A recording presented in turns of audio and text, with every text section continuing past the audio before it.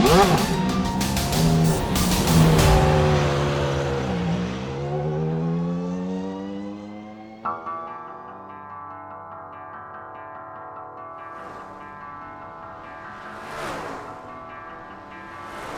evening and welcome to the Global Sim Racing channel for our coverage of the competition suspension Paved Sprint Series presented by Pivotal Propane.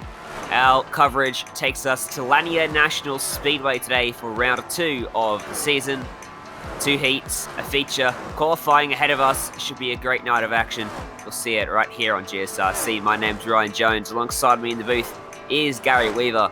Sean Ambrose is in the director's chair using cameras. Thanks to Dougie Beard for this one, and as always, we have a track guide for this place to take a closer look at it. Let's dive down and have a look.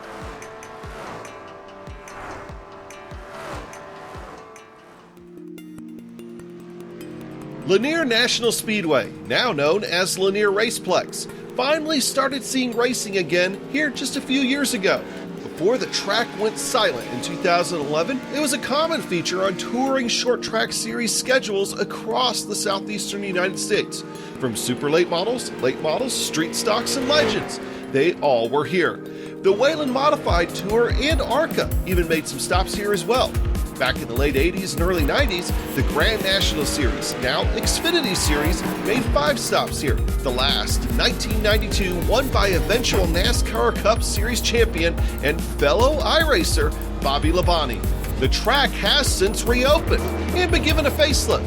Nowadays, mostly go-karts and legend cars takes their turn around this facility, but occasionally, the rumble of V8s can be heard, and not just at nearby Road Atlanta, as super late models have raced around Lanier as recently as November of 2019 as a prelude to that year's Snowball Derby in Pensacola. Enjoy today's race.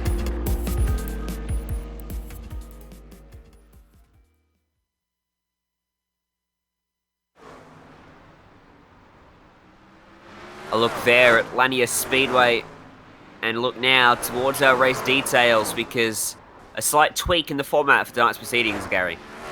Yeah, it's going to be round number 2 of 5 here for this week at Lanier. It's the Paved sprint car as per usual.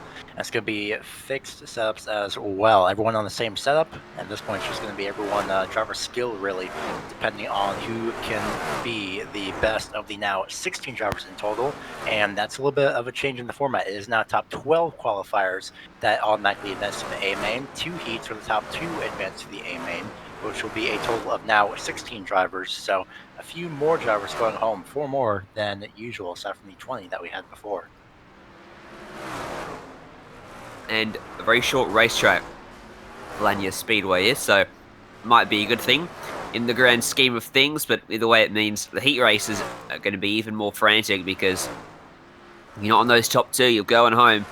No one advancing from P3 like we've seen in previous weeks. And of course, all of this is thanks to our sponsors, and Pivotal Propane, the title sponsor of the series, coming on board to make this happen here in the Paved Sprint Series. And Competition Suspension Incorporated, of course. CSI is the shop of choice for many of today's top professionals, with over 5,000 races and many track, regional, or national championships around the world. You can learn more by visiting competitionsuspension.com. So, just a couple minutes left in practice here, Gary, taking a look at your leaderboard. Very tight at the top, showing us signs potentially of some very close racing today. Yeah, that close racing is going to be looking ahead for tonight with this little short track as well. It's going to be just really, I'm looking forward to seeing how the times will sort themselves out. I'm seeing a majority of times in the 12.2s as well, but a few drivers getting very close to breaking into the 11-second barrier. Trey Osborne currently at the top in the practice standings. Yeah, 12.093 for him, a 12.095 for Chance Crum behind. So those two, a couple thousandths between. About half a tenth back to Jonathan Schaefer, Tyler Chalk, Matt Roberts. And another common theme is a lot of drivers struggling to keep the car straight here in practice. We highlighted this last time out, Gary, at Iowa, that there's a lot of horsepower in a very light car, which makes it very easy to snap sideways out of the corners, especially on these short tracks where you're doing a lot of accelerating and braking. Gonna be tricky today. Yeah, these short tracks, that horsepower is going to be a key thing. It's basically just overkill in a very physical sense. So it's a really hard handle to get on with 850 horsepower at this little tiny track. So with this, we're going to be seeing, we've already seen really a couple spins here and there, maybe a cartwheel here and there as well.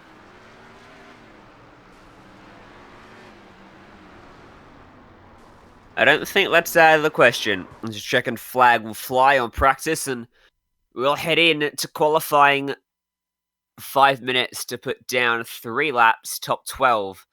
Book their spot straight in the feature event. The rest have to go through the heats. So this is incredibly crucial. Remember, a couple of a small prize up for grabs as well. The Fast Time Award, a $20 Visa gift card. Thanks to Pit Logic, the most comprehensive chassis and shock setup application on the market. So at that pole position, worth a little bit here.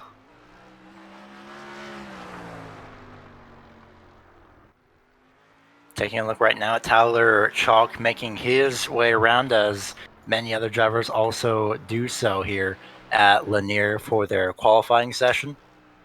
And it's going to be at this point just a matter of looking to see the timing tower and see who gets up top first by the end of the session. I wouldn't be surprised if a few drivers also decided to wait maybe just a little bit before they go out on track. Live timing like a Christmas tree. It's lighting up at the moment as everyone registers 3 laps in a very short space of time, as Hunter Crum has trouble on his lap. He stays 4th despite that.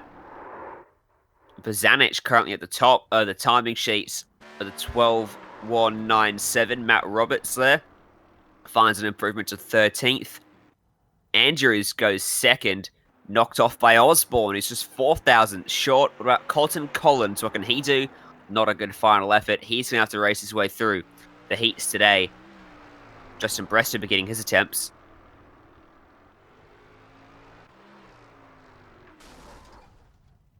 Oh man, unfortunately for Ryan Gardner, you see there just off turn 4, loses control, maybe bounced off the outside wall just a little bit. So it's going to be a very wild race. Clayton Christensen trying to get a handle of the car. I believe that was his out lap. He's just now started his timed lap. So Osborne still fastest lap in qualifying, fastest lap in practice, second fastest, and won't make that third fastest now, as there goes Chance Crum up into the lead with or provisional pole, I should say, with a 12.135.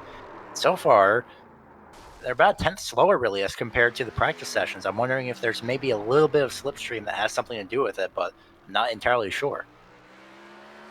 Track potentially changing between the course of practice and qualifying as well. Don't forget, it was a 20-minute practice session, and with 25 odd drivers running around out there, it could probably have some impacts on it, as Ronnie Gardner continues to lap out there, trying to get as many laps under his belt as he can, while there's no one else to disrupt him out on the racetrack. A theme followed by Chance Crum, who's got a pretty handy margin over the field, just a tick over half a tenth back to Bazanich. And then it's very tight. Half a tenth covers the next 5 cars on the leaderboard. Osborne, Andrews, Gephardt, and Baker in behind him.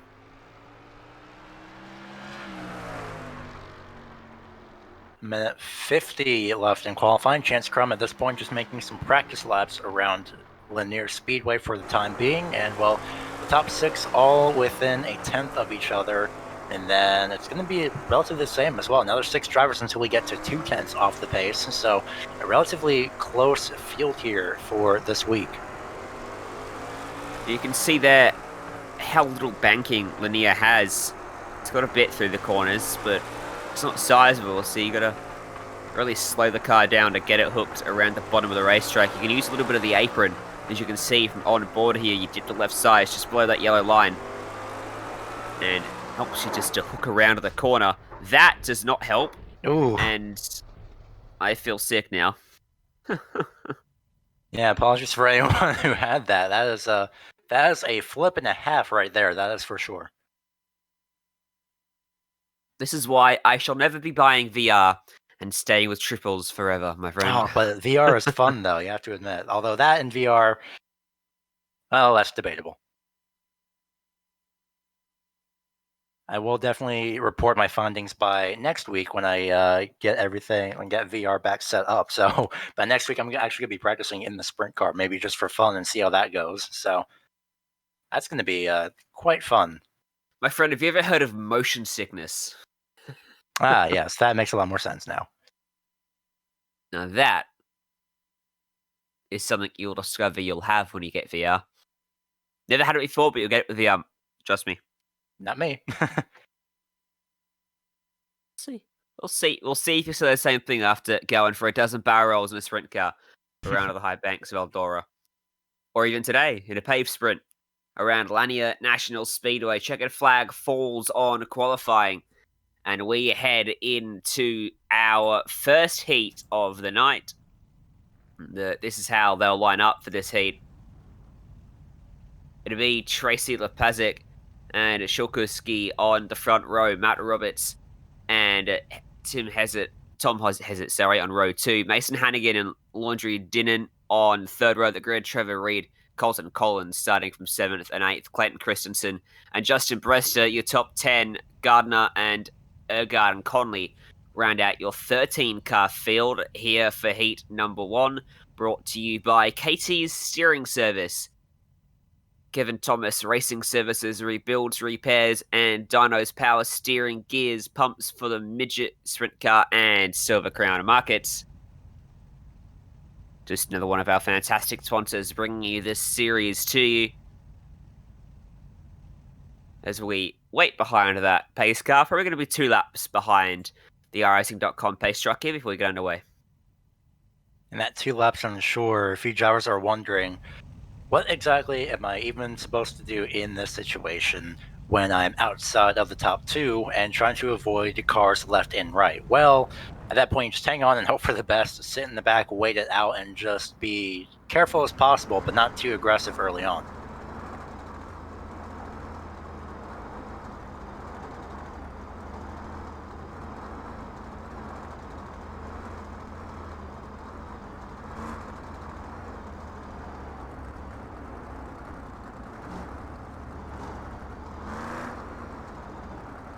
The drivers trying to warm up their tyres. Not much you can do in the way of do a couple weaves, hope for the best. And when you come to the green, you better hope you're prepared because it's going to be crazy here. Just 15 laps ahead of us around a racetrack that pumps out lap times a bit over 10 seconds as Lepazic takes us to the green flag and we go racing out of Lanier, and Matt Roberts does into second. Shulkuski struggling up top for some grip. So far, so good. Contact in the back. They crash. My. Big crash there for Laundry Dinnan.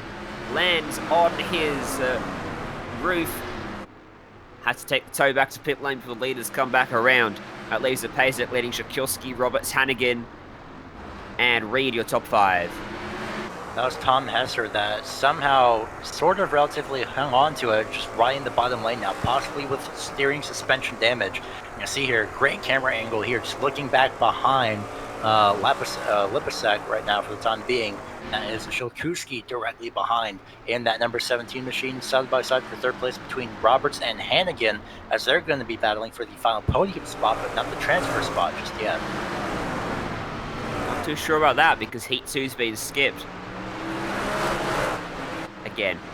Well, at this point, I think at that rate, it would be now the top 4 advancing into the A main. So, interesting turn of events here. So, Justin Brester on the outside looking in. Keep you updated on that as we learn more here on the Global Sim Racing channel booth. We're finding out as you guys are at the moment in terms of how many are going to advance. But let's go with all 4 because Lepazic, he almost came under pressure from Shulkuski. They had a little look down to the inside of turn 1. Didn't quite have enough gusto to make that one work that time by, but he's definitely there and looking to improve his starting spot for the feature should they all make it in here. With still 7 laps to go You can see a slow car up on the top of the racetrack, just in front of them. That's Trevor Reed. If he stays up there, he should stay well out of the way. As Ronnie Gardner looks to the inside of Mason Hannigan here for 4th place. Right now, it's not going to work out. Unfortunately, Gardner slid off the corner, just hung on to it, though, luckily for him. But he's going to have to make all that progress back up once again and get by. Oh, contact, and he slips right through as someone goes way up top. That was Justin Brester. Justin Brester and Matt Roberts came together there, and that puts Gardner back up into 4th. How the seas part for him. Hannigan's been working that lane or 2 above the bottom of the track, hasn't he? And it seems to be working reasonably well for him as he just tucks in behind through 3 and 4. Let's see. He does the same thing through 1 and 2. He's running a lane above the rest of the drivers out there. And he's finding some momentum, but not quite enough speed. Low off the exit of the corner. Look at the run that he gets. Right around the outside, Hannigan to your race lead. Well, coming to the start-finish line, it's going to be, oh gosh, Mason Hannigan wins. Ryan Shulkuski 2nd. Not sure what happened to Tracy there in the 99, if he got loose or slowed up, but he finishes 3rd. 4th place will be Ronnie Gardner. Yeah, Lopez just slowed up, didn't he? At least he did that, it checked up. Shulkuski and Hannigan just went right on by them with ease. So as Heat 1 wraps up, we bring ourselves to a 5-minute warm-up ahead of the feature event, which will feature 16 drivers advancing from the Heat were Gardner, Lepezic, Shulkuski, and Hannigan. Your top 4 from the race, as suspected. Well done on completing your daily math equation on the Global Sim Racing channel here, Garrett. And for some reason, oddly enough, the second group that was scheduled to run Heat 2 is not able to do so. So I don't think there was anyone scheduled to run Heat 2. We've got... That may have been it. 29 people, and we had 13 in Heat 1, 16 in the feature. 26 people, because 4 of them are the same people. 4 of them are the same people. So we can see in the warm-up now how those 16 cars may look when we go racing, and you can see there's already quite a few spins out there. You push the limits, and all of the horsepower available to these guys, more than a NASCAR Cup car at the moment, comes at a car that is about a quarter of the size, has about a quarter of the body panels. Has 2 gears, I believe. It's been a while since I've tested out with the Paved sprint car, so I may be a little bit incorrect on that. Take it to North Wilkesboro. Good idea. I will do that. You can see on board too, the steering box is pretty high or low. I'm not actually quite sure which way it is, but you have to put a lot of steering input in to get around the corner. They're not finite like some of your other machines, like an Indy car is a very, very small steering rack. But these things do not.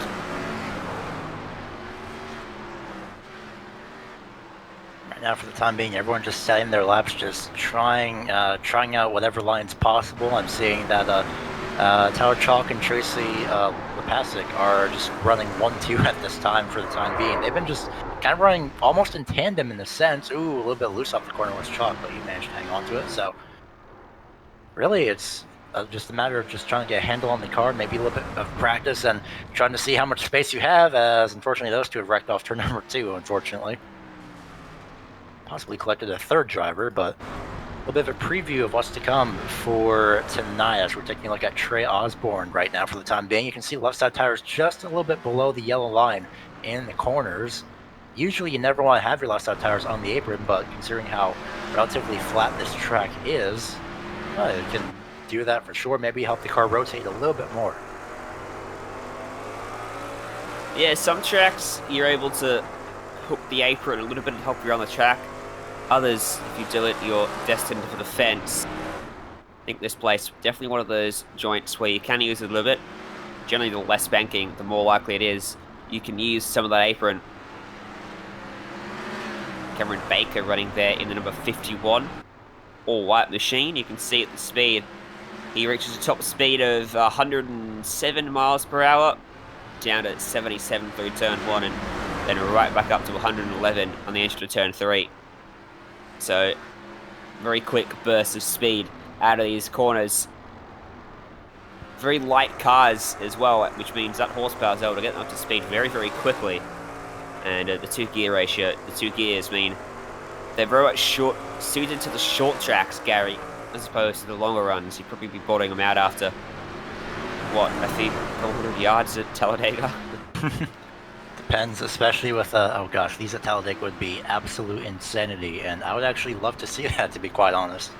Especially with 850 horsepower. These tiny little things going in just a mad dash, and flipping over in the background is going to be that number 72 machine, and that's something that we would more than likely see at Talladega, unfortunately. Just a straight up, just a loss of grip, and once these cars get sideways, you are destined to flip over entirely, unfortunately.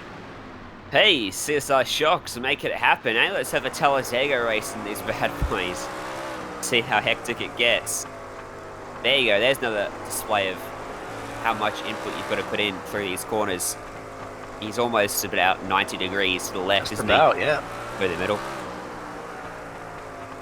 Reminds me of pretty much any Formula car, really, where you just have to turn 90 degrees in any direction just to get going in that certain direction. So you definitely have to put a lot of wheel into that for sure. As, well, warm-up is over. Beautiful sunset there as well. The checkered flag flies on the warm-up, brought to you by Sharp Advantage Safety Products, who specialize in building the most professional, custom-fit, high-impact, safe seat inserts that are designed to be used in a standard aluminum or carbon seat chosen from the manufacturer of your choice. And they sponsor the warm-up to the feature event, and the feature is brought to you by Pivotal Propane, and we get set for 50 laps under the lights here at Lanier, which is going to change the track completely from what they were just driving around in, which might make things a little bit crazy as we take a look at how they line up. You can see the weather conditions up on your screen as well. Chance Crum and Zachary Bozanich share the front row ahead of Trey Osborne and Garrett Andrews. Roman Gephardt and Cameron Baker on row 3 ahead of Barrett Polhimus and Tyler Chalk. Fifth row of the grid occupied by Hunter Crum and Jonathan Schaefer. Outside of the top 10, your final 6 drivers are going to be Emerson Axum starting in 11th. 12th place is going to be Trey McGranahan. Mason Hannigan starts off in 13th. 14th place, Ryan Shalkuski. 15th is going to be Tracy Lepasek. And 16th place is Ronnie Gardner. Remember, cautions are going to be on for this feature event, so you're going to have to be a bit cautious about your approach. You can't afford to go all gung-ho on it, unless you want to attempt to pass under yellow, which I can guarantee you isn't going to work. 50 laps as well, which is a decent way to make enough of a difference if you're really aggressive out there. Got to be smooth and patient, wait for your opportunity to come. As let's see if it does come for anyone other than Chance Crum out at the front of the field. Thanks to CSI Shocks and Pivotal Propane, we'll go racing from Lanier. That is a golden start for Crum, and Trey Osborne goes with him. And there's already a big crash behind. A couple cars go around. And the caution will fly. Not sure. I think somebody went upside down, or at least on 2 wheels, or being really close. Someone definitely flipped there off turn number 4, unfortunately.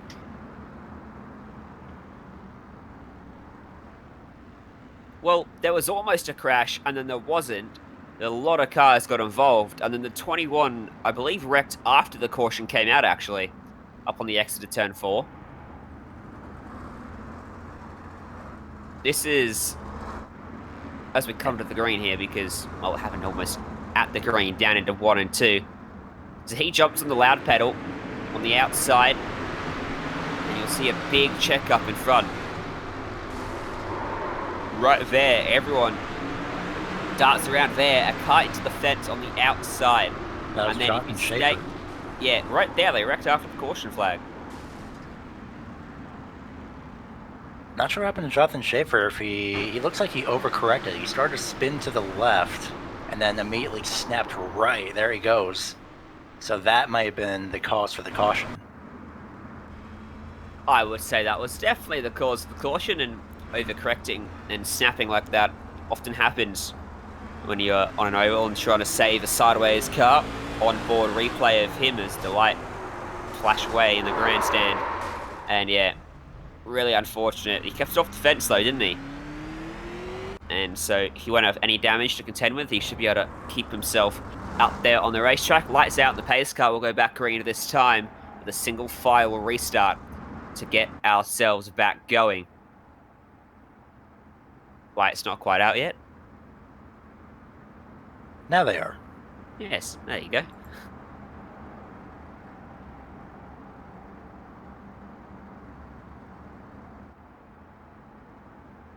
I love iRacing under the lights.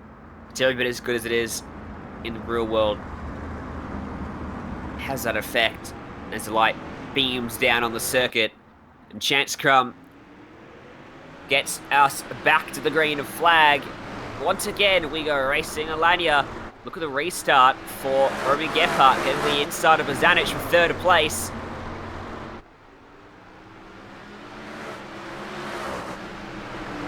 Gets it done as well. And they're all immediately, of course, back to single files. The restarts have been changed to single file. So Chance Crumb with a great start and great angle, just looking back at the field behind pretty much everybody here. For the time being, on board Roman Gephardt. For the time being, looking back at Zachary Bozanic, I believe. And well, for the time being, now only side-by-side battle between Garrett Andrews and Tyler Chalk in the 63, who slides up, hangs onto it though. But a little bit of a send by Garrett Andrews to the inside. Yeah, just got to his left side there and shot up the racetrack. And now he's fighting on the outside of Shilkuski to try and avoid losing another spot. Looks like he's going to hold on. Does a good job of it. Behind us is a pretty close battle between Ronnie Gardner as well and Jonathan Schaefer. Is down to the inside there was Shilkuski. Goes right to the back. Unfortunately, having a lot of bad luck for Shilkuski for the time being. But taking a look right now at Roman Gephardt in third place in that orange and white number 24 machine, and now riding on board Bozanic, who's just looking back, just trying to figure out what line to take. And you see there, just left side tires dipping below that yellow line ever so slightly onto the apron, and that is, you'd be surprised what can help rotate the car around in that small little action. Just the width of the tire for the most part, maybe a little bit more, helping that car rotate through the corners for Gephardt.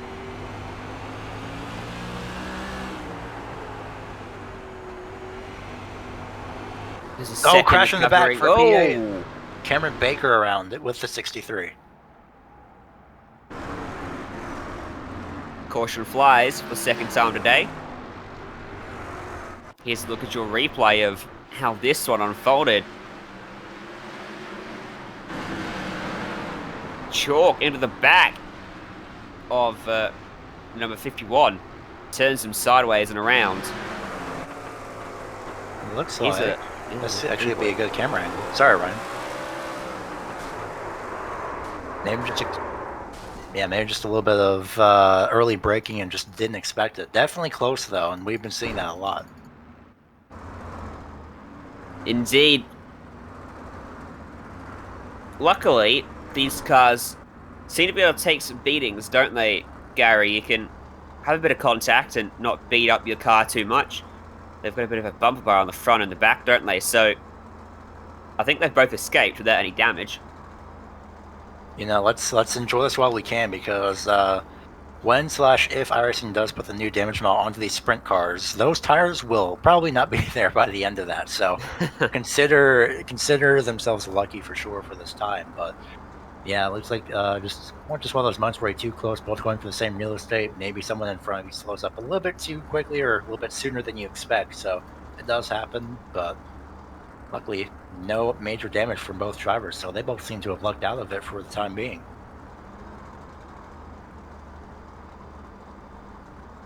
Don't forget, there's plenty of other great events on the Global Sim Racing channel each and every day, including one more this evening. The Precision Racing League Truck Series heads to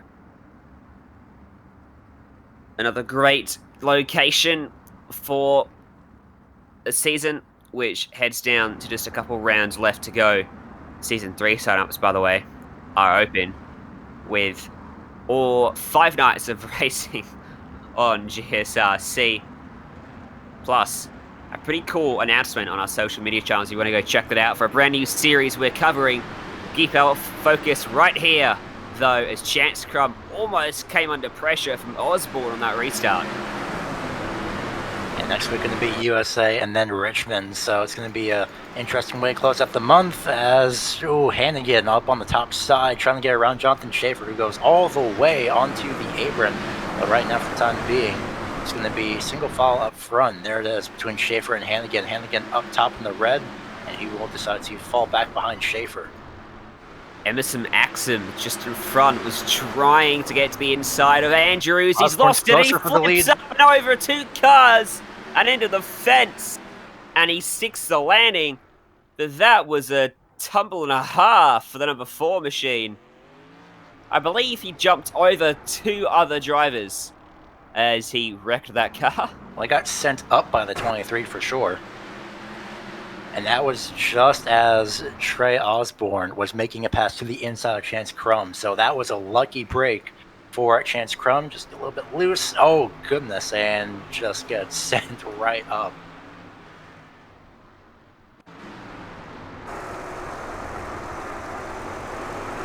Here's an onboard shot. Loses it into turn 1, up into the fence, hits one over the other, into the fence. Good save. Oh, I'll call that a save. Hey, Gary. I'll give it about 8 out of 10. Unfortunately, he's down on pit road now with damage to the car. They can take a bit of a beating, but not that much of a beating, unfortunately. Yeah, not that much. These are not like the dirt street stocks where they are relatively invincible for the most part, unless you absolutely nail the hood at like 100 miles an hour head on with another dirt street stock. So, can he reach 100 miles an hour on a dirt street stock? Yeah, probably. You can try hard enough.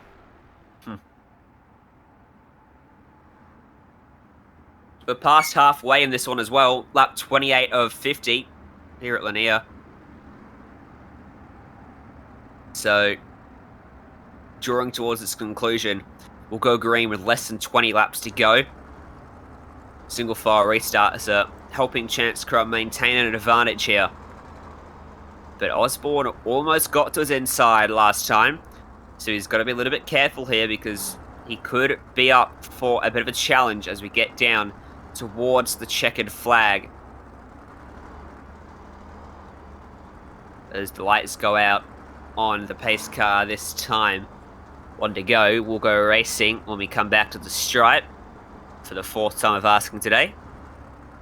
Let's see if Crumb can get the restart he has had every other time so far. Has Osborne got anything for him as we go back racing? That's more like it for Chance Crumb.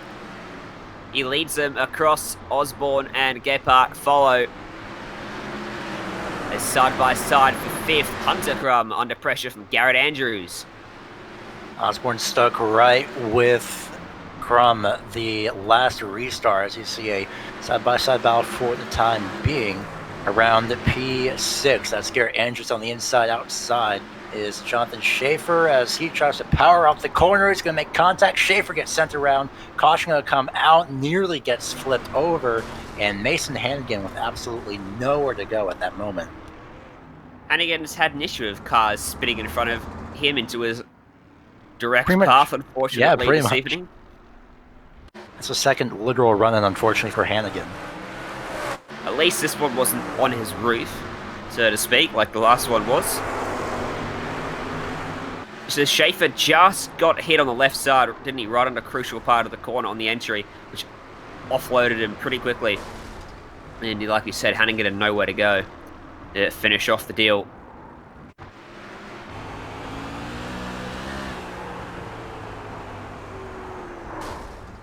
just nowhere to go at that moment. Just it happened so suddenly. At that point, even if he did break, it was just there was just nothing Hannigan could do, unfortunately. And he's down on a pit road. It's a big shame for him. His evening will come to a conclusion. If not, he'll finish a couple laps down at the very least. Going to be approaching 10 to go here in this one. Links to Pivotal Propane and CSI. Chance Crum, so far, has led this one right from the initial drop of the green. Although we saw last week a late change for the win that upset the status quo for the race thus far. Will we see something similar today with half a lap till we get that green flag again? Going to be 13 laps to go when we come to the line. As the green flag is delayed here, we'll have one extra lap. And that was about a second before that pace car took a hard left onto pit lane there.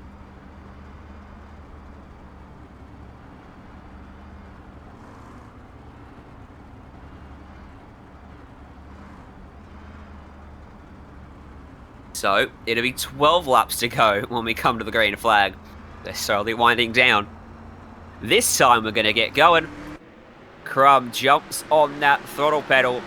Osborne goes right with him. A good restart for him. Ruben Gephardt was a little bit too close in the turn one and actually drifted up the track and lost a bit of time. Osborne bearing down the back bumper, looking to the inside for the lead on Chance Crum. Nearly makes contact, does make contact. He up the track, saves it. Up the track and back to P5 goes Chance Crum. Going to be extremely disgruntled with that. He slots in behind his brother Hunter. And Osborne leads the sport by a margin. Back to Gephardt. Bozanic in third. Then come the Crum brothers. Running out your top five. A mistake for Hunter. Chance doesn't lunge up the inside. Under 10 laps to go now.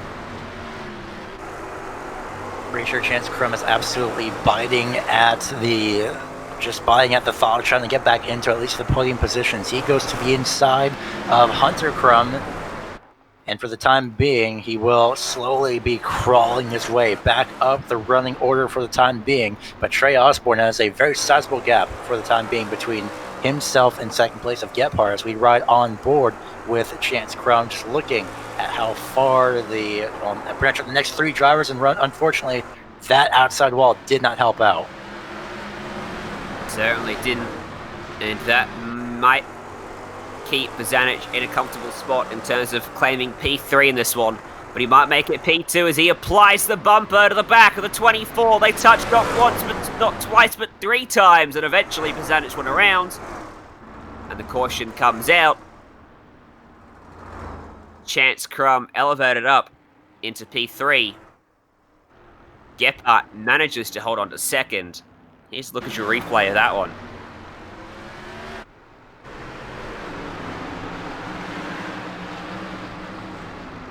So you go through turns 1, 2. That's once, twice, 3, 4 times, and finally, Bozanic goes around. Clobbers the inside fence for good measure too, damaging the front end of that car, though it doesn't look that bad, considering. Now I do wonder if you'll get back green here.